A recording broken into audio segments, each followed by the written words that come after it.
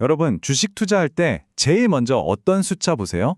아마 대부분 PER, 주가 수익 비율일 겁니다. 근데요, 만약 이 제일 유명한 숫자가 사실은 회사의 진짜 중요한 모습을 가리고 있다면 어떨까요?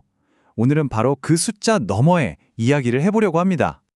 기업을 PER로만 판단하는 건 사람을 연봉만 보고 평가하는 것과 같다. 정말 와닿는 말 아닌가요? 그 사람이 가진 자산은 얼마인지, 또 더 중요하게는 빚은 얼마나 있는지 전혀 보지 않는 것과 똑같다는 거죠. 이 비유가 왜 이렇게 중요한지 지금부터 하나씩 파헤쳐 보겠습니다. PE란 정말 어디에나 있죠. 너무 익숙하고 또 간단하니까요. 하지만 바로 그 단순함이 때로는 아주 위험한 함정이 될 수 있습니다. PE이 어떻게 우리를 잘못된 길로 이끌 수 있는지 제가 가상의 두 회사를 예로 들어서 한번 보여드릴게요. 네, 이게 바로 문제의 핵심인데요. PER은 딱 두 가지만 봐요. 주가, 그리고 순이익. 그 사이에 있는 어마어마하게 중요한 것들.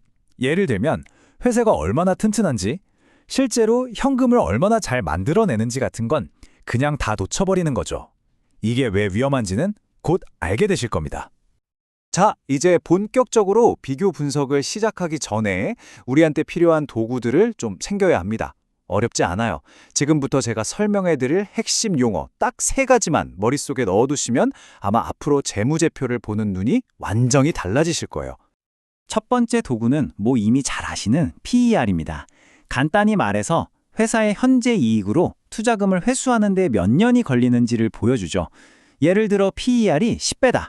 그럼 이 회사가 지금처럼 돈을 벌면 10년 뒤에는 제 투자금을 다 버는구나. 이렇게 이해하시면 됩니다. 쉽죠? 다음은 EV, 바로 기업 가치입니다. 이건 훨씬 더 넓은 시각이에요. 그냥 주가만 보는 게 아니라 만약 내가 이 회사를 통째로 산다면 얼마가 필요할까? 이걸 계산하는 거거든요. 그래서 주가에다가 회사가 갚아야 할 빚까지 전부 더해서 계산합니다. 이래서 진짜 기업 가치라고 불리는 거죠. 마지막 도구는 EBITDA. 이름이 좀 어려워 보이지만 개념은 간단해요. 이자, 세금, 그리고 실제 돈이 나간 건 아닌 회계상의 비용 같은 것들을 싹 빼고 정말 순수하게 이 회사가 자기 사업으로 현금을 얼마나 잘 버는지를 보여주는 아주 깨끗한 이익 지표라고 생각하시면 됩니다.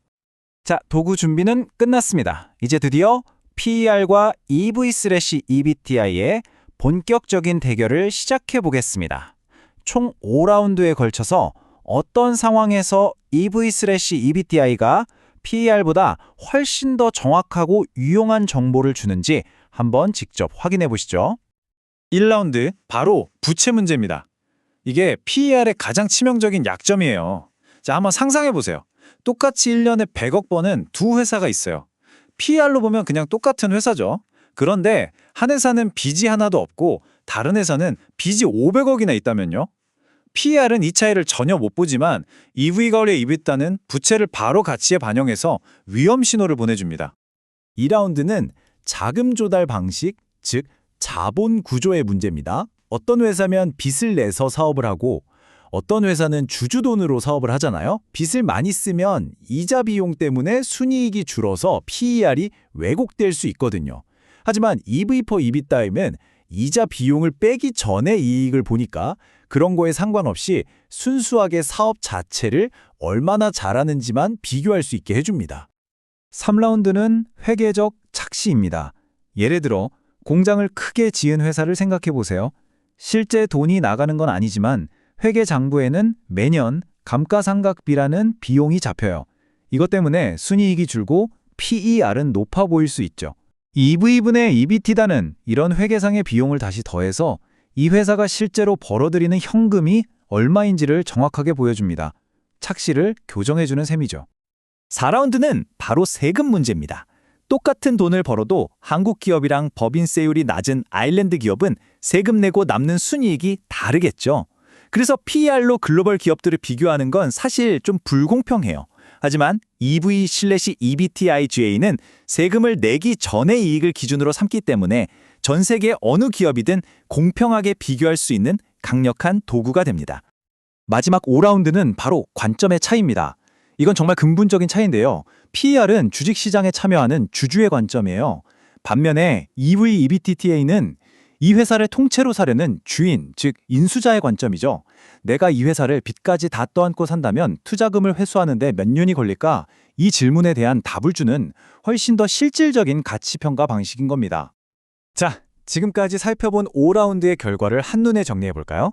관점의 차이, 부채 반영 여부, 자본 구조, 회계적 착시, 그리고 글로벌 비교 가능성까지. 이 5가지 키워드만 기억해 두셔도 여러분은 이미 한 단계 더 깊이 있는 투자 분석을 할 준비가 되신 겁니다. 그런데 여기서 오해하시면 안 돼요. 아, 그럼 PER은 이제 쳐다보지도 말아야겠다? 이건 절대 아닙니다. PER이 분명 단점은 있지만 올바른 맥락에서 제대로 사용하면 여전히 아주 강력하고 유용한 도구거든요. 그럼 어떻게 써야 현명하게 쓰는 건지 지금부터 알아보죠. PER은 보통 기업의 성격을 보여주는 두 얼굴로 많이 활용돼요. PER이 낮으면 안정적이지만 성장은 좀 둔한 가치주로 분류되곤 하죠. 반대로 PER이 높으면 지금 당장 버는 돈보다 미래의 성장 가능성에 대한 기대가 훨씬 큰 성장주로 보고요. 뭐가 더 좋고 나쁘고의 문제는 아닙니다. 그냥 성격이 다른 거죠. 그리고 이게 정말 중요한데요. PER은 절대로 혼자 봐서는 안 됩니다. 반드시 맥락 속에서 봐야 해요. 여기 네이버를 한번 보세요. PER이 19배 정도. 숫자만 보면 뭐 그냥 평범해 보이죠? 그런데 네이버가 속한 IT 산업의 평균 PER은 무려 63배가 넘습니다. 어때요? 이렇게 비교하니까 갑자기 네이버가 굉장히 싸게 보이지 않나요? 핵심은 이겁니다. PER은 반드시 같은 산업 내 다른 기업들과 비교해야 진짜 의미가 보입니다. 아, 그리고 많은 분들이 궁금해하시는 게 이거죠. 회사가 적자면 PER은 어떻게 되는 거예요? 네, 아주 좋은 질문입니다. 순이익이 마이너스일 때 우리는 이 상황을 어떻게 해석해야 할까요? P가 마이너스거나 아예 해당 없음으로 표시된다고 해서 그 기업을 그냥 목록에서 지워버리면 안 됩니다. 그건 막다른 길이 아니라 오히려 우리에게 아주 중요한 질문을 던지는 신호예요. 이 회사의 적자는 미래를 위한 투자인가? 아니면 그냥 사업 자체가 망가지고 있는 것인가? 이 질문에 대한 답을 찾는 것이 바로 투자의 시작입니다. 자, 이제 거의 다 왔습니다. 결론을 말씀드릴게요. 현명한 투자의 세계에는 아쉽게도 마법의 탄원 같은 건 없습니다. 이 지표 하나만 보면 모든 게 해결된다? 그런 건 없다는 거죠. 진짜 중요한 건 여러 도구를 모아서 나만의 툴킷을 만드는 겁니다.